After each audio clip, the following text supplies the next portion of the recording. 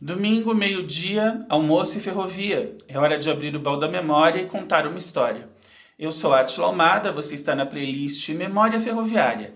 Se você gosta desse assunto, já curta o nosso vídeo, inscreva-se no canal, ative as notificações e ao final não se esqueça de deixar o seu comentário e compartilhar este conteúdo para que a Memória Ferroviária se espalhe por aí. O vídeo de hoje é um desdobramento do anterior, do Salvando Preciosidades. Se você não assistiu a ele, assista por meio do link fixado logo abaixo. Hoje eu vou mostrar algumas preciosidades que ainda não foram salvas, não foram preservadas e correm sério risco de sumir completamente do mapa e apagar uma lacuna da história ferroviária. Você vai entender comigo por que é fundamental preservar estes bens, não só pela história da ferrovia em si, mas também pela memória do estado de São Paulo. Nossa viagem está começando. Quais foram os critérios que eu utilizei para escolher os 4 lugares ferroviários, as 4 preciosidades que precisam ser salvas, precisam ser restauradas, que eu vou expor aqui para você? 2 critérios básicos. O primeiro, que eu acabei de anunciar, o lugar tem que ser no estado de São Paulo. Afinal, é o estado onde eu moro e é o estado no qual eu visitei mais destes lugares. Existem lugares ferroviários que necessitam de preservação ao redor do país inteiro, uma vez que o Brasil abandonou a maior parte das suas ferrovias. Mas, para não ficar um vídeo extremamente extenso, eu escolhi falar do estado de São Paulo. Esse é o primeiro critério.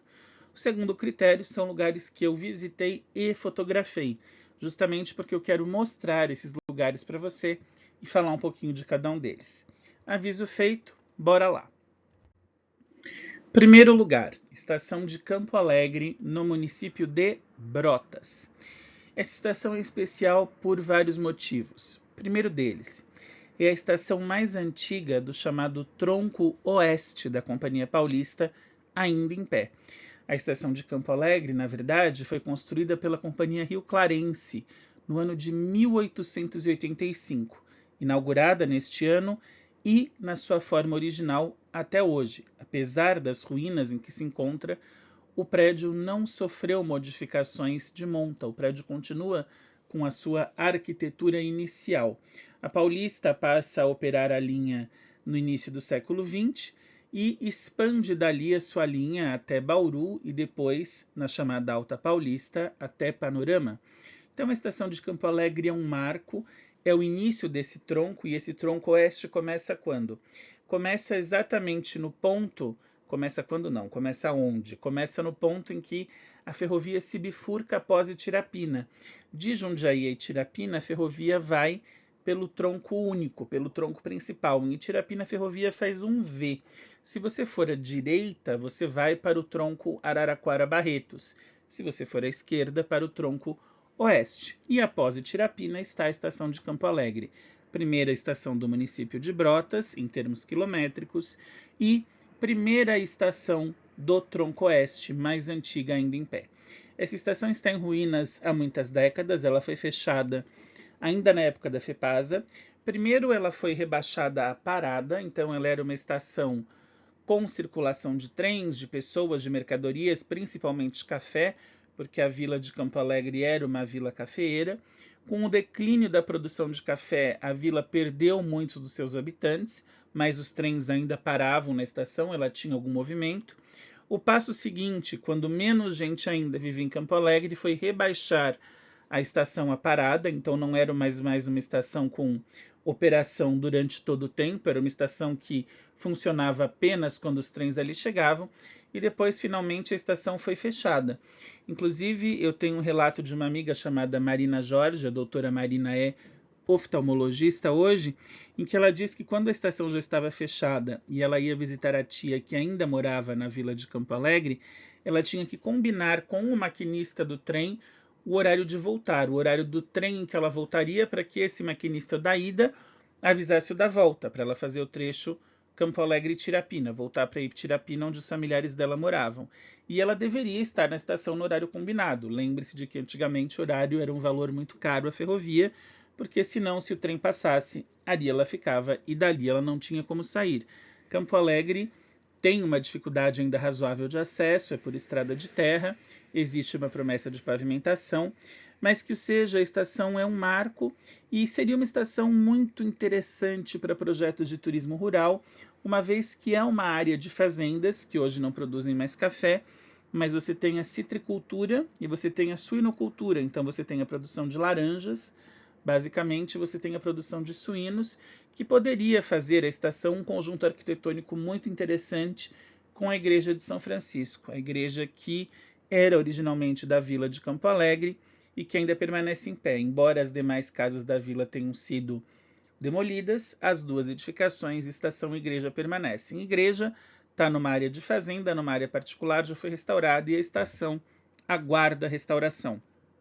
É um projeto complexo, mas é um projeto possível e que deveria ser visto com mais carinho pelas autoridades locais. Segundo lugar, segunda preciosidade, é a estação de Jundiaí Paulista, também conhecida como Estaçãozinha, estação do ano de 1898. Eu já contei a história da estação de Jundiaí Paulista e do seu guardião, meu saudoso amigo Wilson Corradini, mas hoje eu vou falar da preservação dela. Essa estação é a primeira estação da Companhia Paulista em Jundiaí. Veja lá, não é a primeira estação de Jundiaí. A primeira estação de Jundiaí, que opera até hoje, inclusive, é a estação construída pela São Paulo Railway, que foi a primeira ferrovia a chegar a Jundiaí em 1867. A Paulista foi fundada em 1868 e os trens começaram oficialmente a circular em 1872. Mas a Paulista usava, entre 1872 e 1898, só a estação da São Paulo Railway. Com o aumento do tráfego para o interior, já em nome da Companhia Paulista, foi construída essa segunda estação, que servia de ponto de embarque e desembarque para não sobrecarregar a estação da SPR, e que depois teve vários outros usos. Os embarques e desembarques voltaram para a estação da SPR, mas passou a ser a estação da escala de maquinistas, estação onde paravam alguns trens esporádicos, então ela foi bastante usada até o final da FEPASA. Com o fim dos trens de passageiros, a estação foi abandonada. O seu Wilson Corradini foi o morador dessa estação por praticamente 20 anos. Ele passou a viver lá em 1998, no ano em que a estação completou o seu centenário, e saiu de lá em 2018, quando faleceu, final de 2017, começo de 2018. Né? Ele faleceu no sábado de Aleluia, em 2018. E meses depois disso, no dia 9 de julho, ironicamente, feriado da Revolução Constitucionalista, a revolução que a Paulista tanto ajudou, a estação foi incendiada por noias, né? Por gente que usava ali para algo ilícito e acabou colocando fogo na estação. Foi um incêndio, obviamente, criminoso, embora talvez não tenha sido intencional. Só que, apesar das promessas, das conversas, dos pedidos e dos clamores, o que foi feito pela estaçãozinha até hoje, quase 6 anos depois, é zero, nada, nunca. A estaçãozinha está cada vez mais em ruínas. Existe um grupo chamado Amigos da Estaçãozinha que tentou preservá-la de todas as formas, tentou colocar tapumes, tentou evitar o acesso, mas infelizmente esses tapumes, essas barreiras eram derrubadas e os ocupantes ilegais voltavam ali, voltavam para fazer o que não deviam, e a estaçãozinha permanece assim, porque numa cidade importante, histórica para a ferrovia como Jundiaí, deveria vir do poder oficial a necessidade e a importância de restaurar essa estação. Infelizmente nada foi feito, a estação segue em ruínas, mas poderia, deveria, pela história que carrega, por ser a primeira estação da Paulista no município em que ela foi fundada, deveria não só estar restaurada, como deveria ser um orgulho para a história da cidade, um orgulho operacional, turístico, que as pessoas visitassem e conhecessem.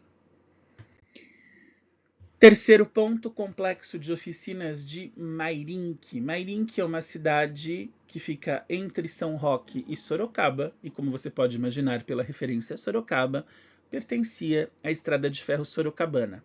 Foi em Mairinque que foi construído um gigante complexo de oficinas de locomotivas que complementavam as oficinas de Sorocaba. Então, nos seus tempos áureos, a Sorocabana tinha uma grande oficina em Mairinque e uma grande oficina em Sorocaba.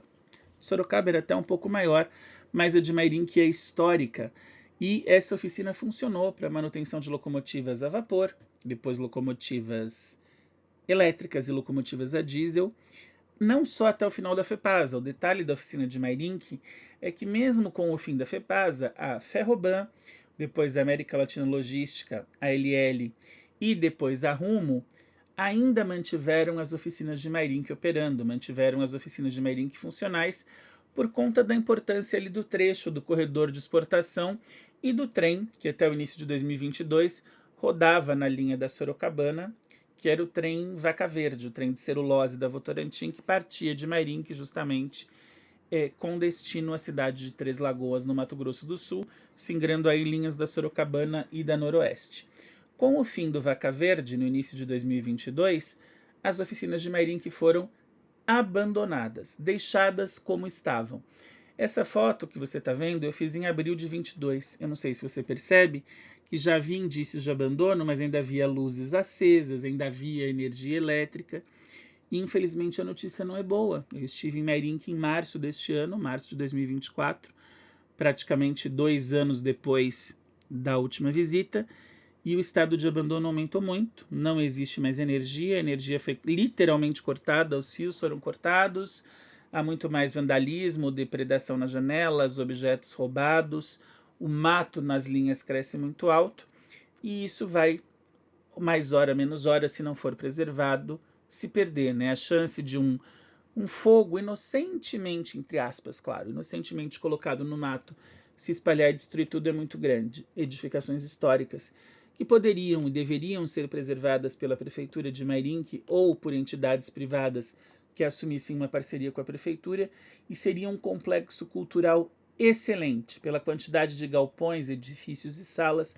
Você poderia pôr ali uma escola técnica, você poderia pôr uma secretaria de cultura, poderia colocar teatro, cinemas, espaços para show, espaço para música, espaço multimídia, espaço de humanidades, espaço de artes, e não deixar que essa beleza e essa história se deteriore, como infelizmente está se deteriorando.